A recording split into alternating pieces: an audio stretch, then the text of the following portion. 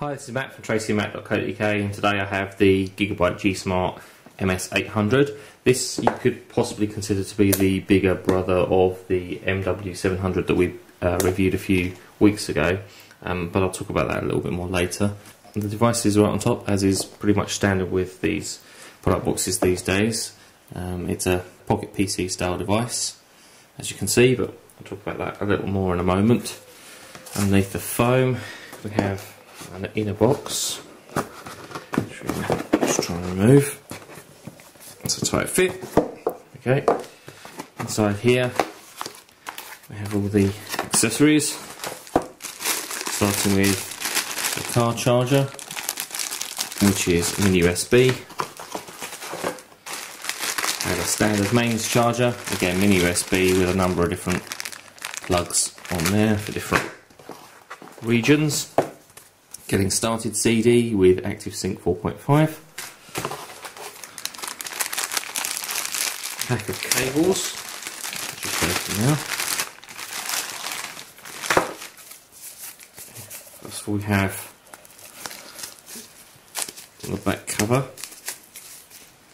or battery cover, which we'll need in just a moment. Battery itself, which is a 1300 mAh battery. Couple of styluses, or styli there. There isn't one already installed in the device, so we need one of those. As you can see, pretty small, not telescopic. A little bit too small in my opinion, especially with my larger hands. I'll find that a little bit awkward to use. USB sync and charge cable, which is standard USB to mini USB. Headphones, which are 2.5mm 4-pole jack on one end, and inline microphone with push button and volume control, and obviously just pretty ordinary headphones on the other end. Advantage of being the 2.5mm jack there is that the adapters for those are pretty easy to come by, so you can use your own headphones a lot more easily.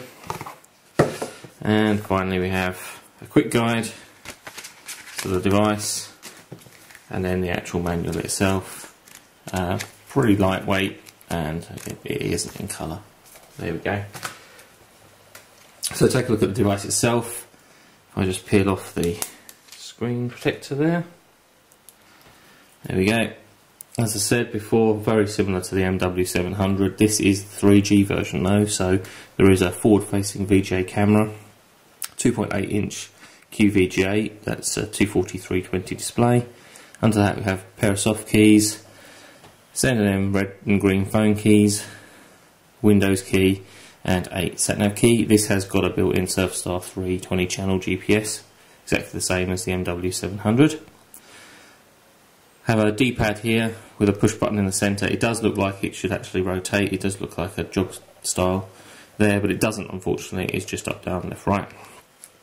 On the side we have a camera button and an up-down jogger, which again looks like it should be a continuous round, but it's not, it's spring-loaded up and down. Below that, micro SD card slot. On the bottom, the USB sync and charge connector. Home for the stylus there on the bottom as well, which is more obvious if I actually install the battery compartment. The stylus goes in the bottom just there. Headphone connector is just at the top there, as I say, 2.5mm jack, and power button right on the top, pretty standard. On the back we have a, take the cover off of that, we have a 2-megapixel camera, and then a grill over the loudspeaker, and obviously as I said, the stylus goes in the bottom. You do need to remove the stylus, or at least partially remove the stylus to get the battery compartment open. The SIM card is inserted just under here, and the battery pops in just there. See, the compartment goes just on the back. So spec, as I said, very much the same as the MW700, with the exception of this one is 3G and also has a built-in FM radio, which the MW700 does not. MW700 next to that there. The 800 is more of a greyish silvery colour, whereas the 700 is blackish, and obviously no forward-facing VGA camera. Rest of the specification, not bad, pretty good.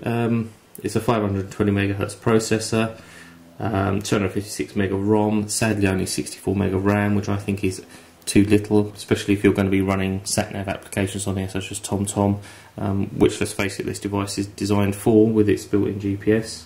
So we'll probably comment on that more within the review.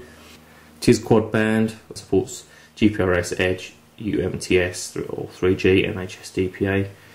Obviously touchscreen, mini SD card, USB 2.0, which is full speed, Bluetooth 2 with EDR, built-in Wi-Fi, which is 802.11b and G, and as I mentioned, it does have the built-in FM radio. So now we have both devices. We will be doing probably a joint review to actually compare.